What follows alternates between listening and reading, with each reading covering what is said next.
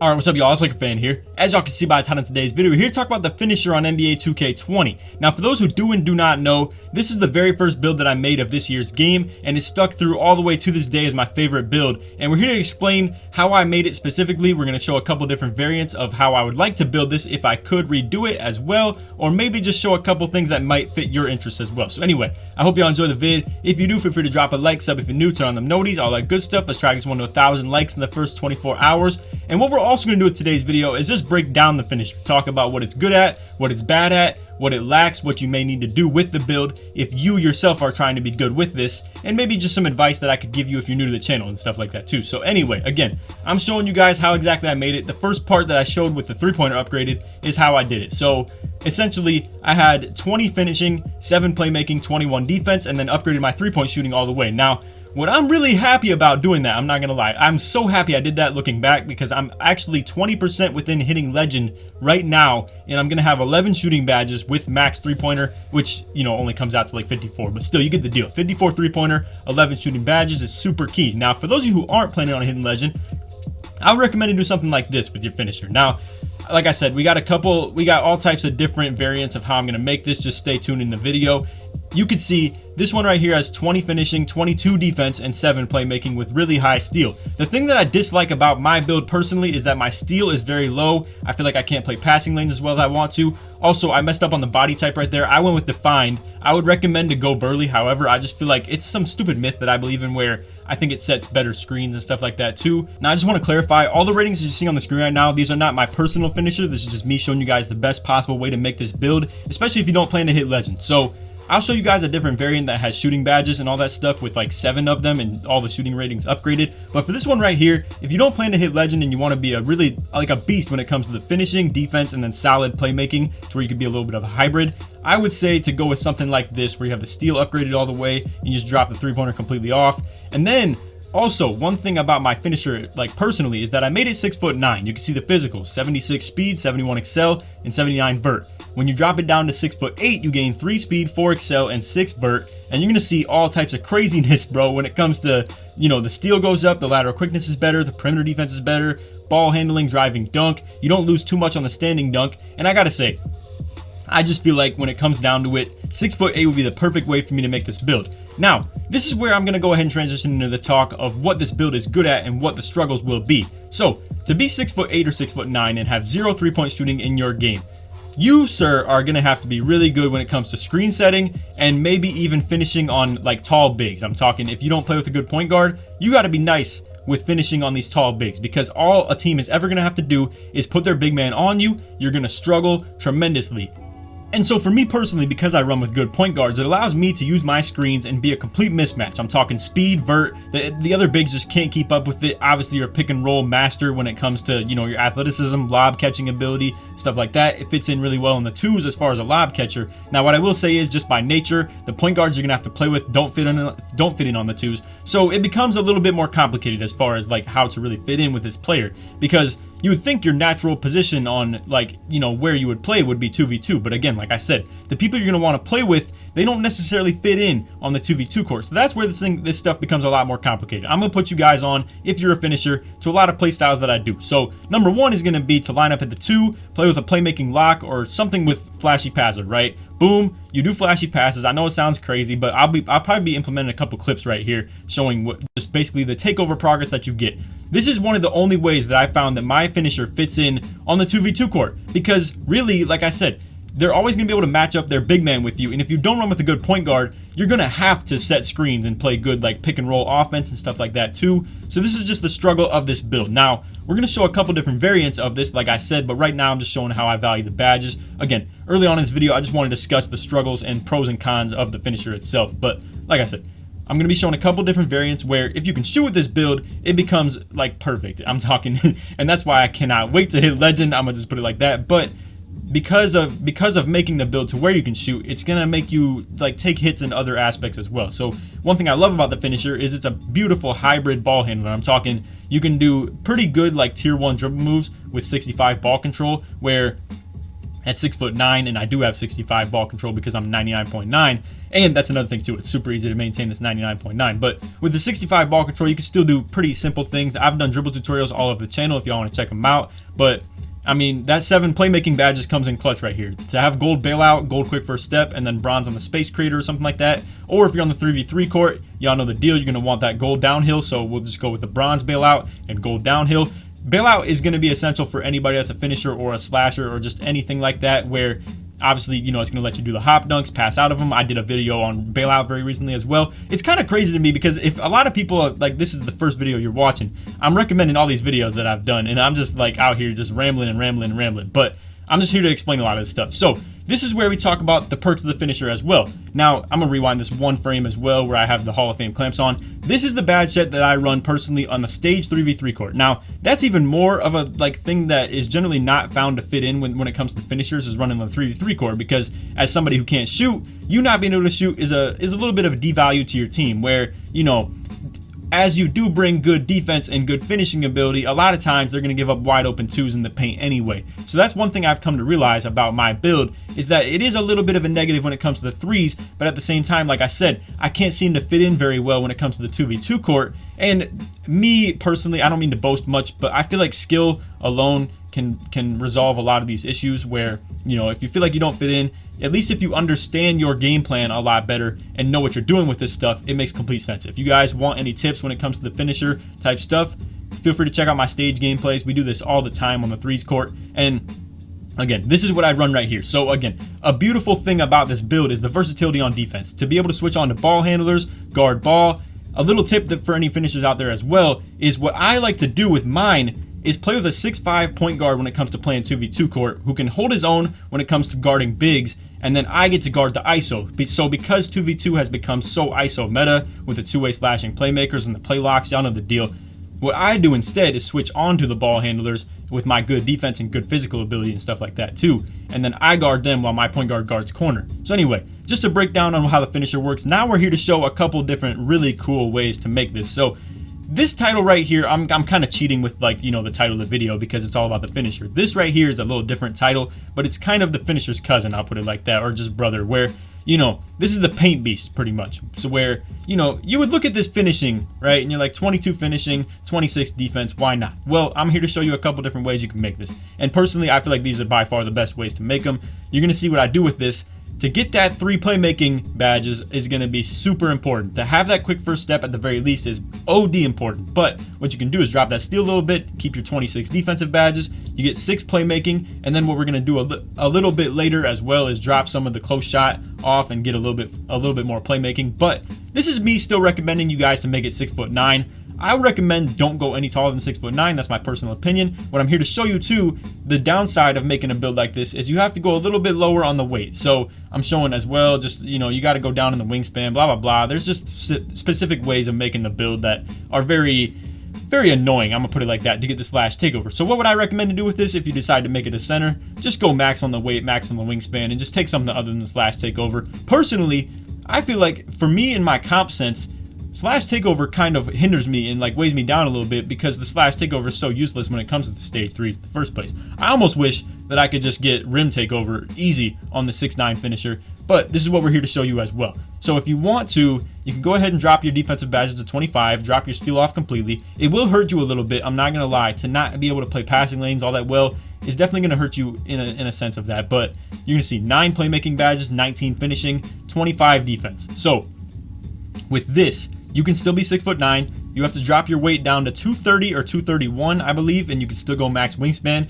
and you get the slash takeover. So the downside of this, I'm gonna let you guys see the interior defense rating and, like, you know, with the weight and stuff like that. And matter of fact, I'll let you see it with the max wingspan. So you can see these are the final ratings of what it comes to be able to still get slash takeover at 6'9" while at center. Now, there may be better ways to tweak this. Feel free to leave them in the comments if you have any feedback, because I know a lot of my viewership knows a lot about the finishers as well. But you can see one thing that is a big struggle with this is the strength itself. So again, in my personal opinion, if you're gonna make the red and blue pie chart, which I kind of, you know, tie in with the finisher, if you're gonna make the red and blue pie chart at center, I would recommend to just go with something other than slash or takeover. I would probably recommend to go ahead and just take the the rim takeover or the glass. The glass would actually be pretty clutch too, just because, you know, you're a true inside, you're not gonna be pick and popping very much, so it makes complete sense for you to go ahead and just do that. You can see you can also go low on the wingspan, but to have 83 wingspan and only 82 shot blocking and stuff like that, and just have a smaller wingspan when you're a rebounder and a shot blocker,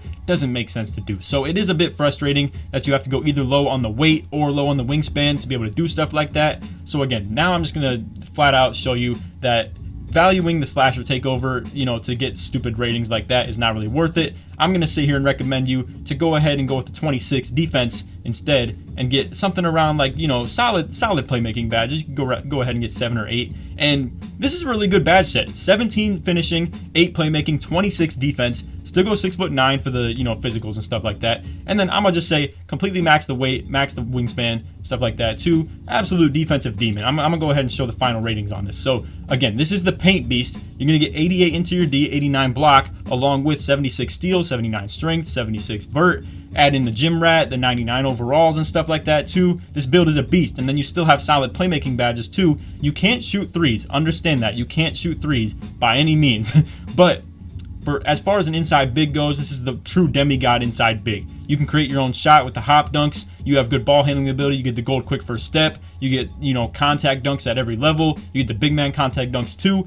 Really solid big man build right there. So now I got a couple different variants for you guys. So the 2 builds that I just showed you guys, as far as, you know, I showed the one with 3-pointer upgraded but no shooting badges. I showed 2 variants that have no 3-pointer upgrade at all. Now we're here to show you guys what it looks like if you do upgrade your 3-pointer and get some shooting badges. So this is at small forward as well. The final build that I'm going to show you is at shooting guard, where you're going to be more of a playmaking variant. And actually that one is very intriguing. I can't wait to show you guys that.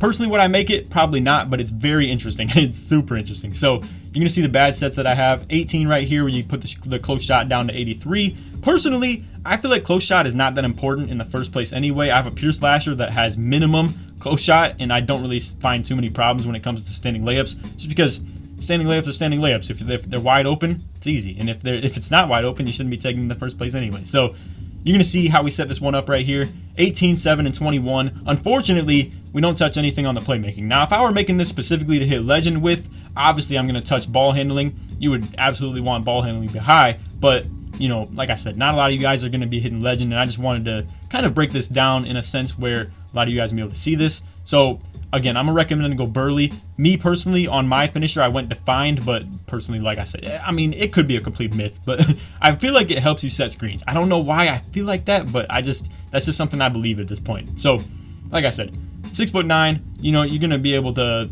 be a little bit taller and all that stuff, but the whole vertical versus like all the physicals that you lose while doing that, and me personally, I want to go max weight when it comes to that stuff too. Like I said, just for the interior defense, the block, and all that right there, it makes sense to just go max wingspan.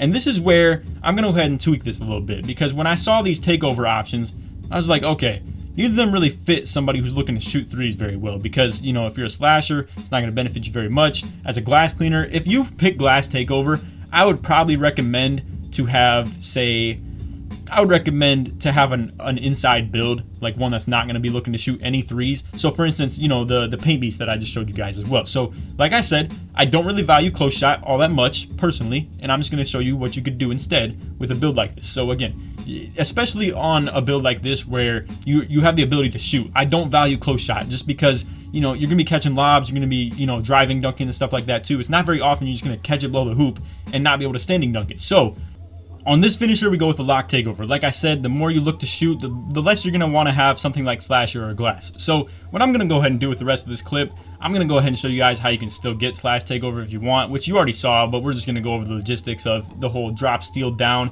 And personally, I just feel like steal is a way more important rating than close shot anyway. So I would just recommend, if you want to go with a shooting variant of the slash defender, to probably go with what I just showed in the previous like portion of this clip. But now, if you just want the slash takeover, you may as well just, you know, max out the close shot as well.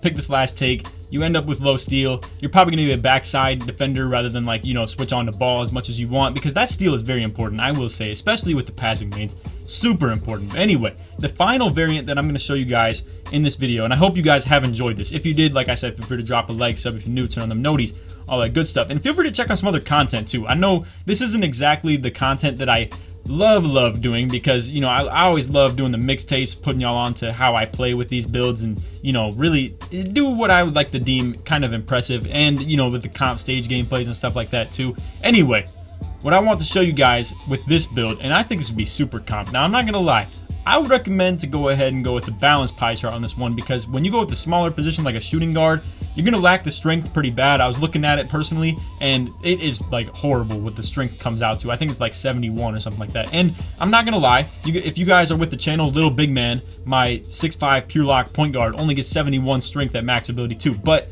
I do be setting big screens with him, and I don't have him on Burley either, so I don't really know what causes it. I feel like the pure red pie charts low-key just set like crazy screens as well. That could be it. But anyway, you can see this build 22, 11, and 22. You can see this is like absolutely insane. End up putting the O board back up because obviously, you know, with not being able to shoot threes, you're gonna want offensive rebound pretty high. I actually like dip into the steal a little bit to take in something out and put some O board up. But anyway, like I said, you're gonna see 22, 11, and 22. One shooting badge, because like I said, I understand this is the more questionable variant of this build, but I feel like this could serve as like a Little Big Man 2.0 for anybody who's interested in the content. So you're gonna see we go with the version that gives you 83 vert, 90 strength. Now keep in mind, with 90 strength, that means at 99.0 and with the gym rat badges activated, you're gonna have 99 strength with this build. And then I believe that puts you at 89 speed, and I think the vert gets pretty high as well. I'm not exactly sure. Quick maths, I don't really know, but anyway. The major key to this build is that when you put the wingspan up, you're going to be able to have the 70 ball control when you reach a higher overall. And that is what absolutely makes this build very, very intriguing, where, again, you're going to have pro dribble moves, you're going to have contact dunks, you're going to have Hall of Fame defensive badges, and then with slash takeover as well. Super interesting build variant right here. So for anybody who's familiar with Little Big Man, I think this would be a really fun way to like kind of add on to that build and really be just like different from a lot of people. That undersized big man stuff is so fun the more you get into it. But anyway, I hope y'all enjoyed the vid. If you did, feel free to drop a like, sub if you're new, turn on them noties, all that good stuff. And shout out to my boys Kitchen and Cook for playing Formula with me today, all 9 hours that I had the double rep. And on top of that, like I said, the double rep, what I mean by that is the wheel spin. So I had ×4 rep all day for 9 hours playing Formula, the event where you're trying to just get rep to win the event anyway. So unfortunately, I'm just gonna let you guys, I'm gonna just talk at the end of this video because there's a lot to inform you guys of. Kitchen unfortunately was 1 lap short of winning Formula, and he would have finished 10th. We had a couple complications where, for instance, my game like lost connection. I had to invite them both back and stuff like that. It's really unfortunate because Kitchen was number 3 throughout almost the entire leaderboard. We hit a couple speed bumps, almost work our way into the final, and he actually finished like 10th on the leaderboard as well. But unfortunately, he just didn't finish all 90 laps. So it is real unfortunate that it turned out like that. But on the bright side, if you look at like what you know the outcome was for myself as well, and I really don't mean to dampen what happened to Kitchen, it's real unfortunate, but if you look at the bright side of things, I gained 11% in one day on my legend bar. I don't think you guys really understand that if you're like a lower rep, but bro, 11% in one day because I'm on ×4 for literally 9 hours is absolutely insane. So I'm approaching this legend easily as we speak, and you know I'm probably about to run the boot camp pretty soon. We're coming up tomorrow. Then we got the Rush 1v1. I'm easily gonna be running that. Ruffles, I might even try to win that event as well. And then at the very least, the very latest that I'm going to be able to hit this legend is in the double rep rec right here as well. So I'm hoping along the way in one of these events I get another ×4, but even without it, I should be able to hit legend by the end of the month. So looking forward to that. Hope y'all enjoyed. And for anybody who might have stumbled upon my channel, we're going to go ahead and just put you guys onto my animations right here so you don't have to click on in my other videos. But with that said, I hope you guys can show some appreciation and just go ahead and watch some of my other videos like the dribble tutorials and stuff like that, or you know how to shoot with like the lower 3-pointers and whatnot. But anyway, size up package, normal 4, moving crossover, normal 3, behind the back, normal 2. I like all these moves. Honestly, like I said, feel free to check out the dribble tutorial if you want. And then here's what we're rocking with for the animations and stuff like that too. I don't have the Park alley-oop dunks, I believe. I would really recommend to take these off.